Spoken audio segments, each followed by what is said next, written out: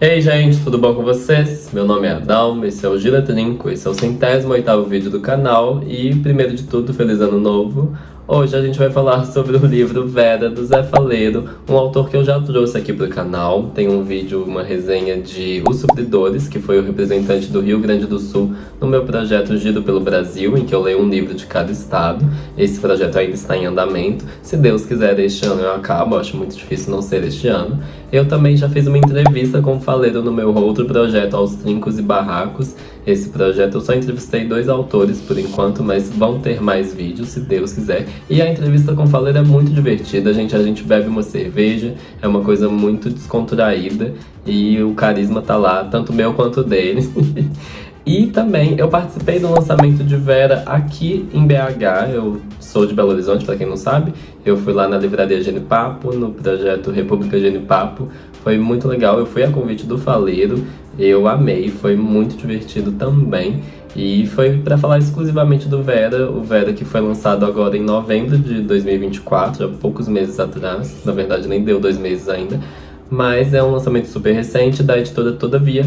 E sobre o que se trata o livro? O Vera não vai ser aquele livro tradicional, num formato tradicional, em que acontece alguma coisa fora do comum e aquilo vai desencadeando as consequências que vão construindo a trama. Eu diria, na verdade, que o Vera é muito sobre as personagens que estão ali, que vão criar um universo e elas vão interagindo entre si, elas vão criando atritos, criando afetos, criando histórias ali dentro.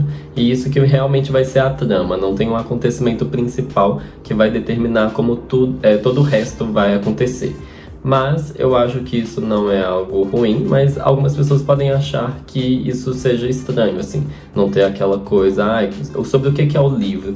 O livro é sobre muita coisa, é sobre a vida acontecendo de certa forma. E isso também é bacana. Eu acho que a gente tem que voltar a acostumar com ideias que não sejam muito mirabolantes, ao mesmo tempo que elas têm potencial de serem aprofundadas e tal. E é o que acontece aqui também. Eu diria, inclusive, que esse aspecto de uma criação de universo, assim, me lembra muito a Lília Guerra, uma outra autora que eu já falei aqui no canal. E eles são amigos, a Lília e o Zé. E eu acho que as literaturas se conversaram de alguma forma. Eu li o Rua do Larguinho, da Lília, e até o Céu para os Bastardos, que é o que tem vídeo aqui no canal. Os dois vão ter essa coisa das personagens serem muito marcantes, das personalidades delas moldarem muito o livro, e isso ser o importante, isso ser o que vai se destacar, e não só um grande acontecimento que seja incomum. E para um universo existir, a gente precisa de um lugar também, a gente precisa de um espaço físico, e em toda a obra do Zé Faleiro a gente vai ter a Lomba do Pinheiro como esse pano de fundo das histórias, e isso é algo que eu acho interessante, porque ele fala em entrevistas, em mesas,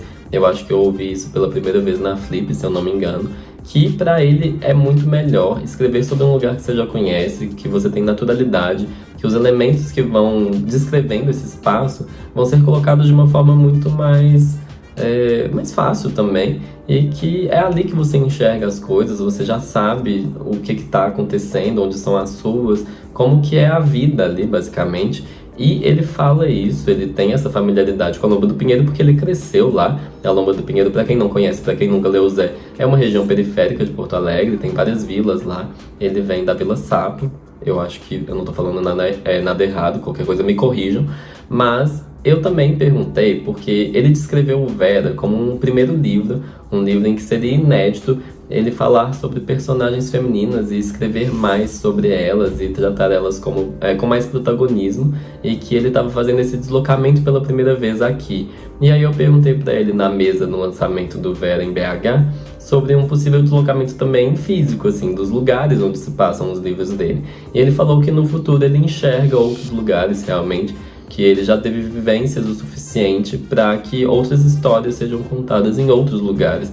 Eu também achei isso importante porque é muito legal tudo acontecer ali, mas eu também senti que outros lugares tinham espaço também. E no mais, eu acho que a falta da trama principal no livro é uma coisa meio não confusa, mas curiosa, porque eu acho que é uma boa escolha você tratar de conversas ou acontecimentos cotidianos, né, coisas que acontecem ali realmente a cada dia e que não são necessariamente tão marcantes, é quase acompanhar um diário alguns momentos do livro. Isso vai ser muito bom para falar sobre questões estruturais, porque o livro, até o jeito que ele está sendo divulgado, divulgado na mídia, é como se ele fosse sobre dois assuntos principais, na minha opinião. Um que é a questão de classe, eu acho que isso nem foi tão divulgado, na verdade, mas especialmente um livro sobre a questão de gênero, sobre masculinidades, sobre como a masculinidade é tóxica muitas vezes, né? E como isso vai afetar especialmente mulheres, que vão ter o protagonismo no livro, mas também homens, também outras pessoas.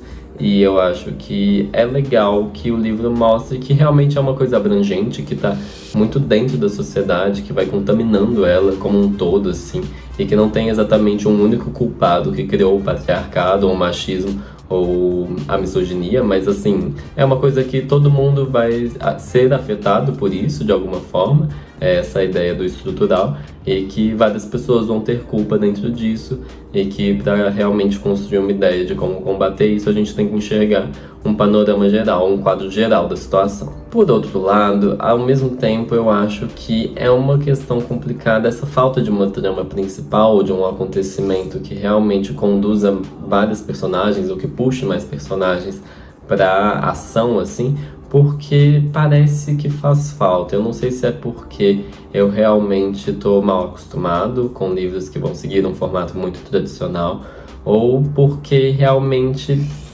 sei lá, eu senti que precisava. Eu ainda vou chegar num ponto no vídeo em que isso vai ficar um pouco melhor explicado, mas de alguma forma, às vezes eu sentia que eu estava lendo um diário, assim, e que as coisas estavam acontecendo, o livro não estava parado de forma alguma, estava tudo muito bem escrito, já vou falar sobre isso também, mas de alguma forma, às vezes eu ficava assim, tá, não tá acontecendo nada muito interessante, a vida continua, mas tá faltando algo de fato? Eu fiquei com essa dúvida. Mas já que eu mencionei a escrita, eu preciso falar que a escrita do Faleiro, pra mim, o estilo dele tá muito bem consolidado, é algo sólido, é algo consistente, assim, eu consigo imaginar, eu acho que eu vou tentar fazer esse teste um dia, de alguém me entregar alguns textos de algumas pessoas e eu saber identificar qual que é do Faleiro. Eu acho, pelo que me parece, assim, eu já li 3, 4 livros dele, falta o de crônicas só, eu acho. E é uma coisa que realmente dá pra ver que existe um vocabulário ali que não é uma coisa repetitiva, mas que dá pra ver que é o tipo de escrita dele realmente. A estrutura das frases é tudo muito natural, assim, é tudo muito bem pensado, eu diria também. E eu acho muito legal, eu acho que é muito interessante para um autor ter um estilo bem consolidado. Eu acho que faz falta para algumas pessoas na literatura, especialmente brasileira e especialmente contemporânea, mas acima de tudo eu acho que cabe muito para as histórias dele também. Eu não acho que é algo em que ele se engessou também. Eu acho que tem espaço para crescimento e também já tá bom o suficiente, assim, já é muito bom. Eu acho que é uma qualidade realmente que não dá pra questionar. Além disso, outro aspecto da escrita dele que eu adoro é o carisma. Eu acho que o primeiro capítulo já dá pra ver o carisma na escrita também, além de pessoalmente o Faleiro ser carismático. E isso fica muito evidente em todas as mesas que ele participa, entrevistas e tal. Eu acredito também que na escrita existe esse tom de humor também, um jeito de lidar com a vida que é muito interessante, que é muito agradável. E eu perguntei sobre isso na entrevista, no lançamento do... Eu toda hora eu falo entrevista, mas tinha mais gente lá, tinha outra pessoa, a Marina Morgan, lá na mesa também. E eu perguntei sobre o humor, eu perguntei sobre uma questão do humor como catarse, assim, como uma forma de você reagir a coisas que são muito pesadas às vezes, e que você tem que achar alguma escapatória. E é muito comum grandes comediantes serem pessoas que têm histórias muito trágicas e que tiveram que realmente achar uma rota de fuga para lidar com a vida. E ele falou que tem uma questão disso mesmo e que é algo muito comum para as pessoas de onde ele vem, assim, que ele enxerga muito isso como algo que acontece para muita gente, assim, que é algo coletivo, basicamente. E que realmente, gente, se você for olhar tudo de uma forma crua e for olhar tudo de uma forma muito realista, é fácil você não conseguir processar tudo, é muita dor, é muito sofrimento, muitas vezes, muitos dos acontecimentos que acontecem em regiões periféricas, digamos assim. Então, eu acho que o humor é uma saída muito legal e ver isso traduzido para a literatura também acho fantástico. E aí tem outro aspecto básico da escrita do livro, basicamente, que é a construção do livro, como que ele é estruturado, basicamente, que são capítulos muito pequenos. Isso faz com que a leitura seja muito rápida, é uma leitura muito fácil, e o livro meio que vai construir um mosaico, assim. Eu acho que eu falei isso... Ah, mentira, eu falei isso numa resenha que eu fiz pra uma autora, que é a Débora Dornelas, do Por Cima do Mar. Eu também senti que o livro ia construindo, assim, toda uma janela, não uma janela, um vitral, digamos. E é bacana também enxergar esse tipo de construção de um livro em que as coisas vão se conectando aos poucos e você vai conseguindo criar uma imagem maior. Eu acho que eu tenho normalmente um problema com capítulos muito pequenos. Eu acho que um livro que não se debruça sobre algumas coisas por mais tempo, normalmente parece um pouco mais de preguiça ou falta de trabalho do autor, mas eu não quero julgar ninguém, eu não sei o processo de escrita de ninguém. Mas, ao mesmo tempo, eu acho que é perigoso a gente falar sobre isso, porque o mercado editorial também pede por livros menores, pede por livros que sejam mais fáceis de ler, porque o público também pede isso. Mas eu acho que é muito perigoso a gente não aproveitar o potencial da literatura, dos livros, de realmente enxergar as coisas com mais cuidado e com mais tempo e com mais profundidade. Eu acho que a gente tem que prestar atenção nesse aspecto, e esse não vai ser o caso do livro também, e vai fazer sentido mais pra frente no vídeo, isso também. Agora eu vou falar dos dois temas principais no livro, na minha opinião, que são classe e gênero. E começando com classe, eu vou falar sobre a cumplicidade que existe tanto nas classes mais altas quanto nas classes mais baixas. E, na realidade, em classes mais baixas, eu acredito que existe um sentimento de traição quando alguém não enxerga que tá todo mundo fudido e precisa se apoiar. Eu acho que é muito interessante notar que é dado, assim, existem pesquisas que mostram que pessoas mais pobres doam proporcionalmente mais dinheiro e que elas se ajudam mais mesmo tendo menos. E isso eu acho muito bacana, porque a noção de coletividade pra mim, gente, é muito essencial, assim, é um valor muito básico na minha vida. Eu acho que você sentir que você consegue viver sozinho é um grande problema, e eu não vejo nenhuma vantagem nisso, na verdade. Essa coisa de independência absurda, assim, ou extrema, eu acho que tem muitos limites, e não notar que a qualquer momento também você pode ficar mais dependente de outras pessoas do que você deseja. Acho que preste atenção nisso, é o meu conselho. Mas falando dessa cumplicidade, eu acho legal também como o livro vai mostrar tanto a questão em classes mais baixas, mas que existe um pacto, na verdade. Eu acho que essa cumplicidade chega a nível de pacto em classes mais altas, em que as pessoas vão se reunir em clubes, vão se indicar para os empregos, os melhores empregos, né? Vão realmente se defender também e ter uma noção de querer se blindar do resto do mundo e na verdade, jogar na cara dos outros que eu tenho o exclusivo, eu tenho o melhor do melhor e eu não quero que ninguém invada isso aqui, então vamos juntar numa corrente para realmente não deixar os outros passarem.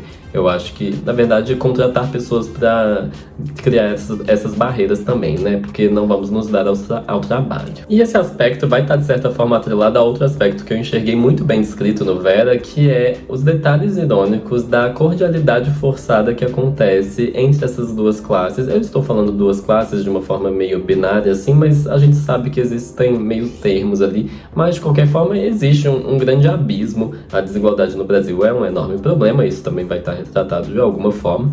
É um livro que vai mostrar que tanto as classes mais baixas, que vão ter que se deslocar para os locais para onde moram essas pessoas de classes mais altas, que quando elas estão lá, elas às vezes vão ter que responder bem e com educação propostas, não, demandas dessas pessoas ricas, que são coisas às vezes muito idiotas, mas que elas têm que manter um emprego de alguma forma, elas não podem desagradar e mandar tomar no cu, então elas vão ter que falar, ai, claro, eu entendo que, nossa, sei lá, vão ter que se diminuir de alguma forma, às vezes se humilhar, para realmente manter essa estabilidade, manter essa desigualdade também e prestar um serviço para outras pessoas. Mas talvez o mais irônico, assim, além de termos os reais pensamentos dessas pessoas quando elas respondem a alguém que é sem noção, muitas das vezes, pessoas mais ricas, é que essas pessoas mais ricas também vão ser impacientes com quem não entende a realidade delas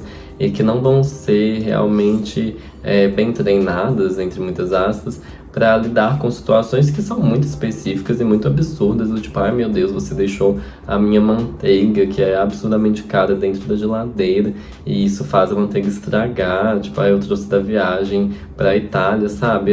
Existem situações em que atritos surgem que nunca surgiriam e que são enxergados de formas muito diferentes dependendo da sua classe.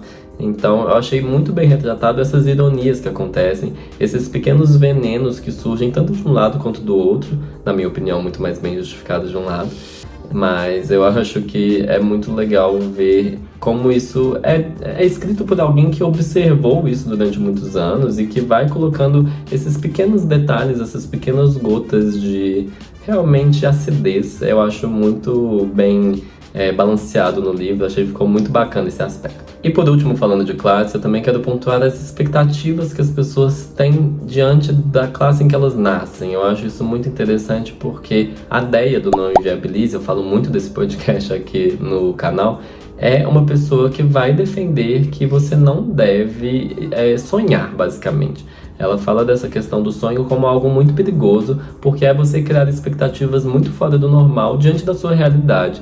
E eu acho que é muito legal ela falar isso abertamente, porque muita gente vai defender o sonho pelo sonho e você correr atrás dos seus sonhos e nunca desistir. Mas eu acho que tem um limite, gente. Existe. É óbvio que é importante você pensar além da sua realidade. Eu acho que é muito importante isso abstratamente. Abstratamente? No abstrato, mas também num sentido para você não se fechar ali, né? Para você não acreditar, por exemplo, nas coisas que os outros falam e que querem te colocar em caixas. Mas, por exemplo, o capitalismo também quer que você sonhe, que você compre com dinheiro que você não tem. Então, é muito delicada essa questão do sonhar e das expectativas que você cria.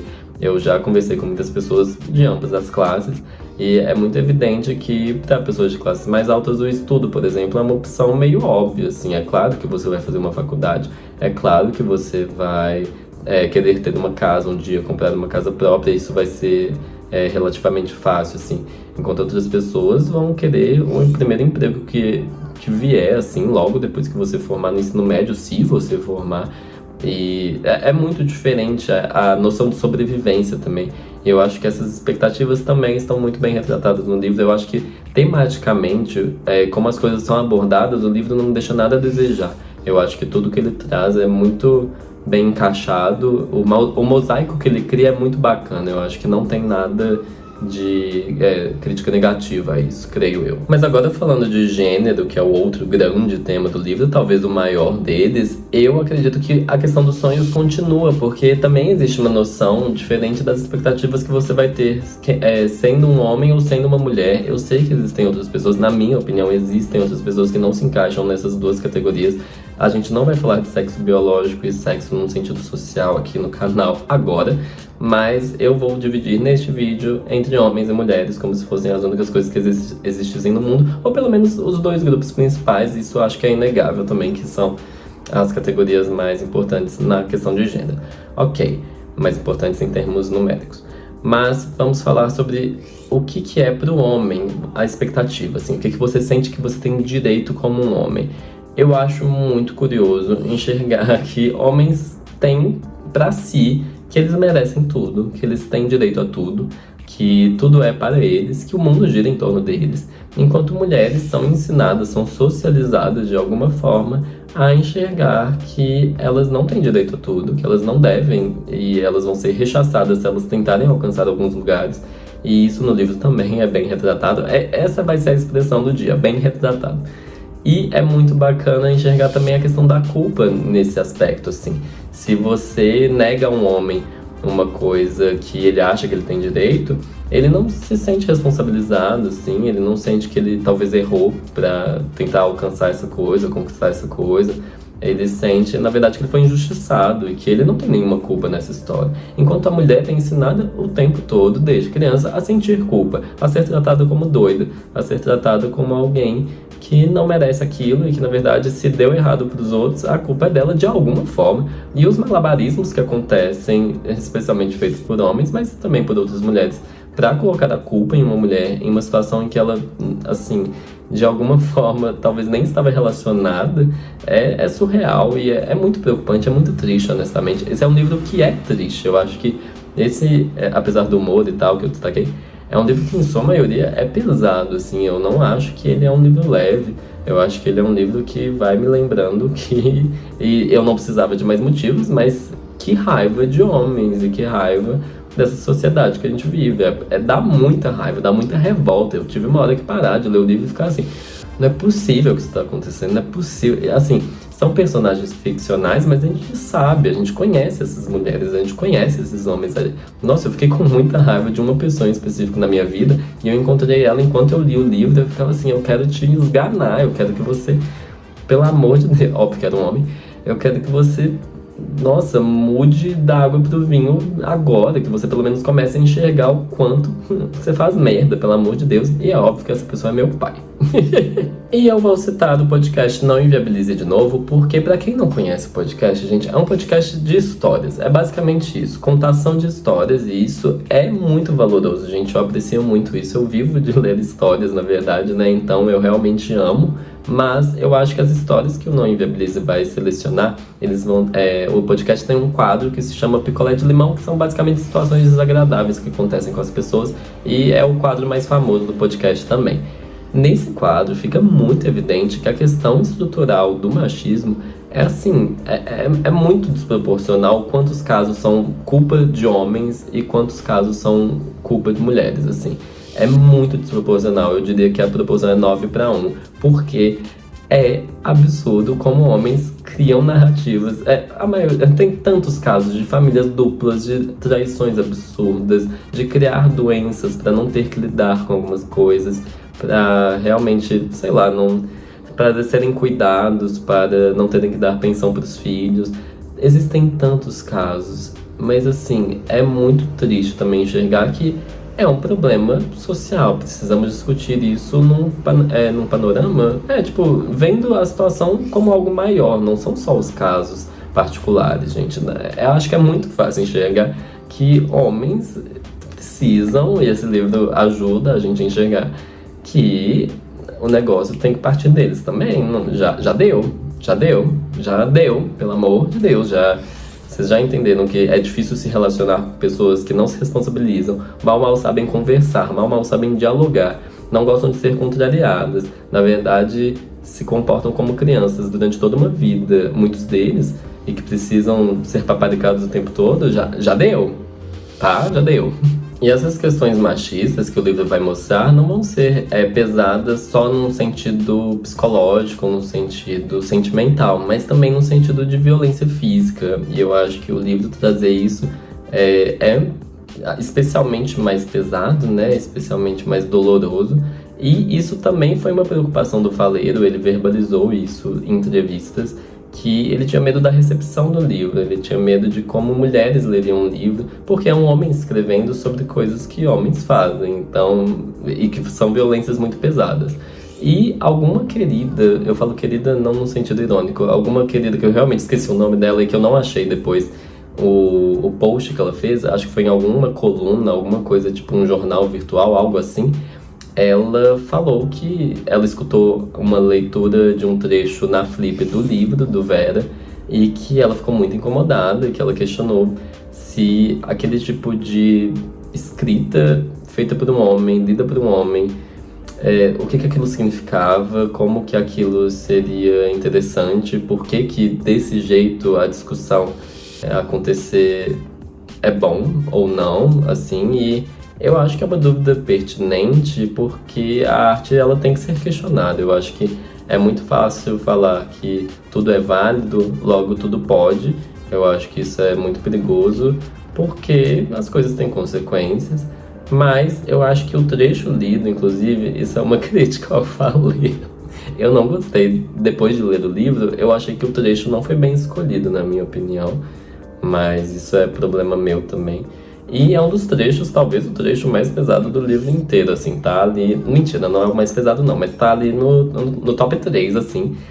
E eu acredito que existiam outros trechos mais interessantes para leitura que também mostrariam que o livro ele contextualiza bem as coisas. Eu acho que isso é muito evidente no Vera. Ele não vai ser gratuito, ele tem um propósito literário, estético e narrativo também muito evidente. Ele não vai falar da violência pela violência, não vai mostrar, não vai banalizar nada.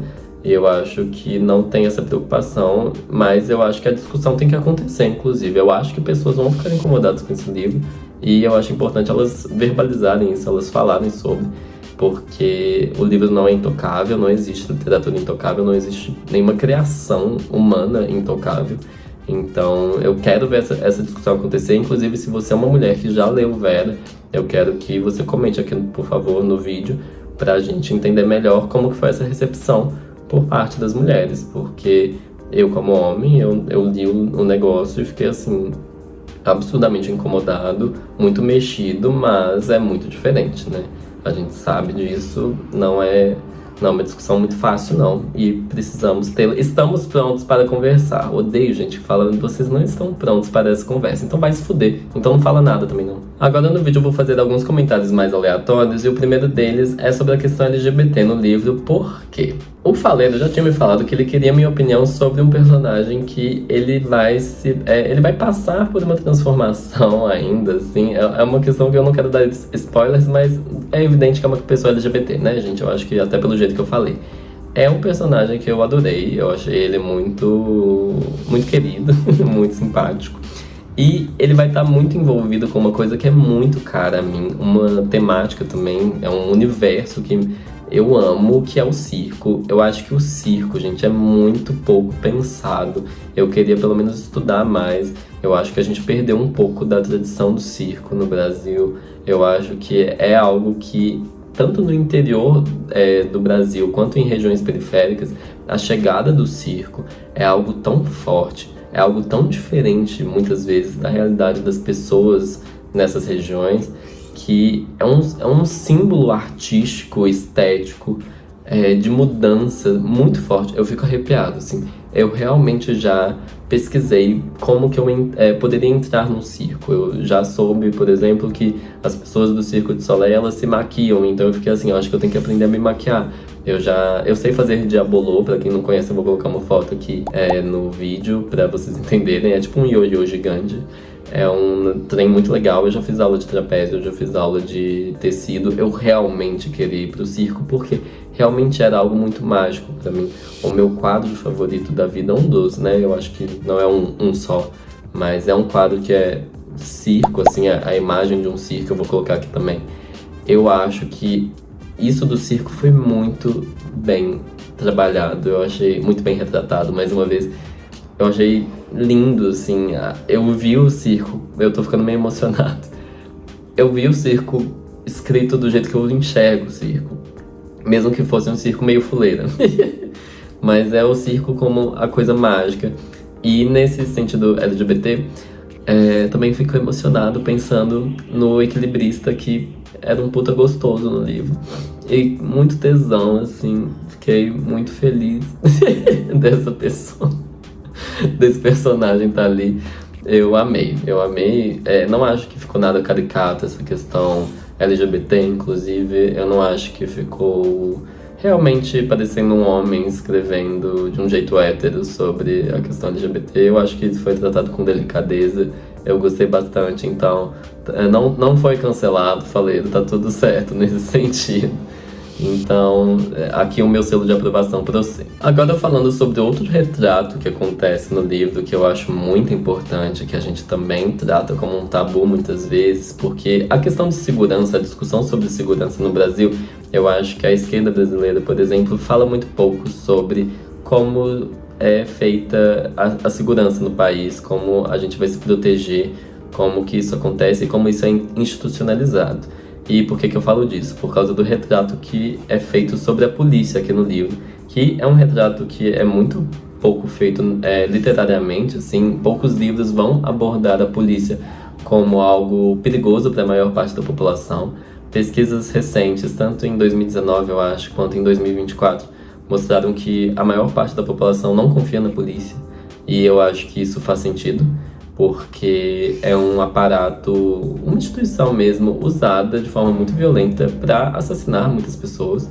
E eu acho que no final deste ano passado, 2024, saíram mais casos, assim, foram para mídia mais casos sobre como pessoas vão ser vítimas da polícia de graça, assim, pessoas totalmente inocentes, mas mesmo pessoas que têm algum tipo de culpa, gente, a gente não pode matar à torta direito e achar normal a polícia fazer o que ela quiser, tanto criando câmaras de gás em carros de polícia, tanto atirando num carro quantas vezes deseja, sem conferir nem quem está no carro e matando gente à toa, de graça, assim.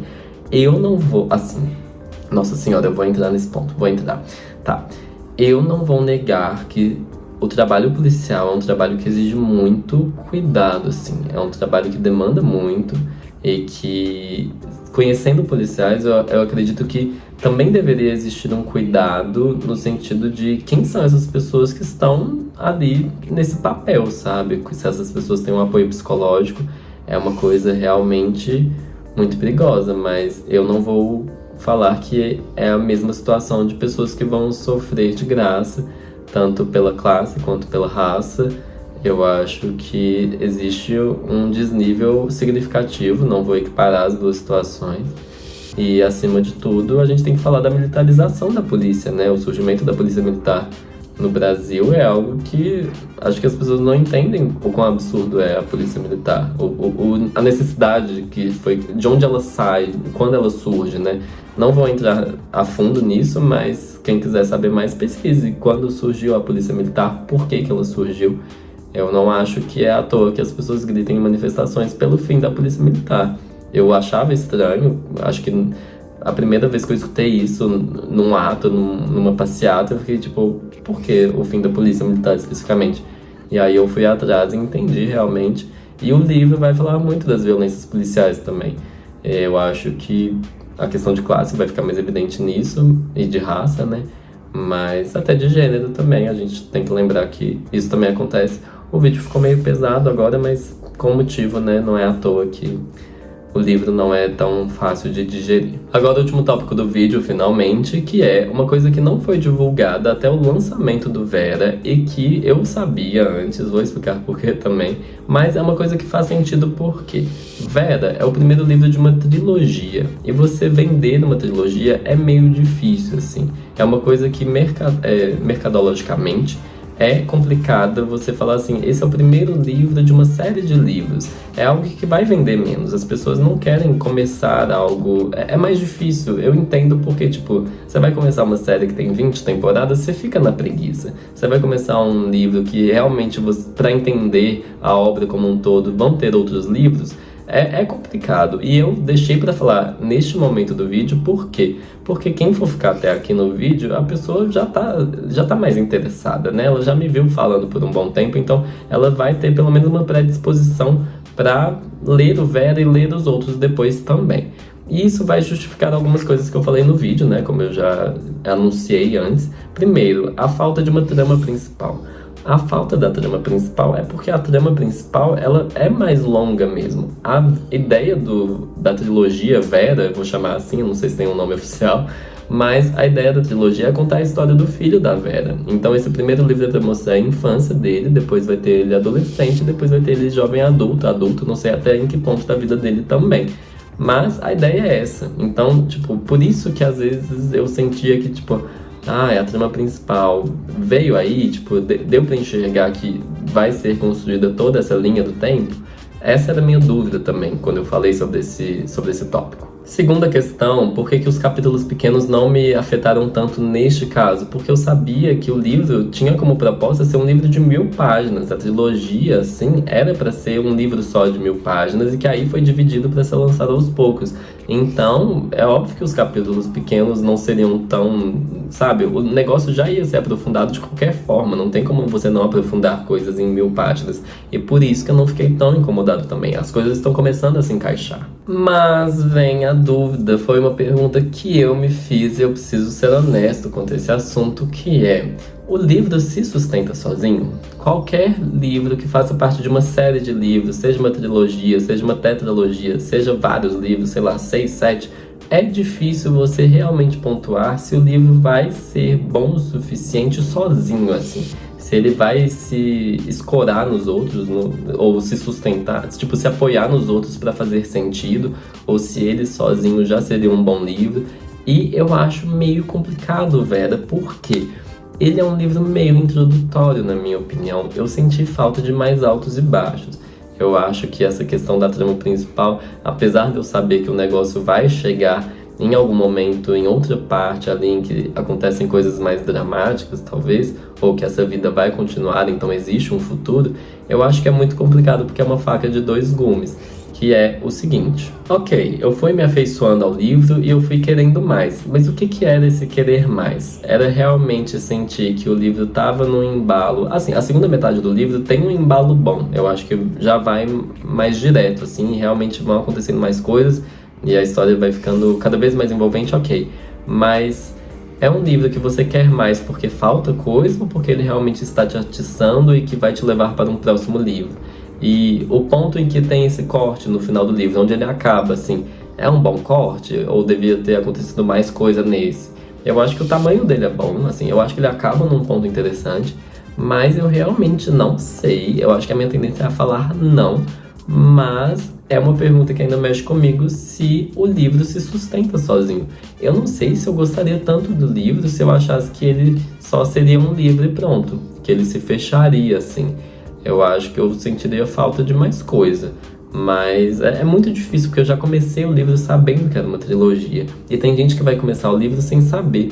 E eu pensava muito, nossa, se eu estivesse lendo isso e achasse que o livro terminaria aqui e que não aconteceria mais nada nessa história, nessa longa história, eu ficaria meio decepcionado, talvez. Eu fiquei muito com essa impressão, mas é confuso. Tipo, eu sabia e mesmo assim eu ficava, tá.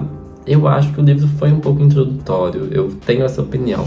Eu não acho que isso é necessariamente ruim, porque a ideia de uma trilogia, às vezes, é ser lida como uma trilogia.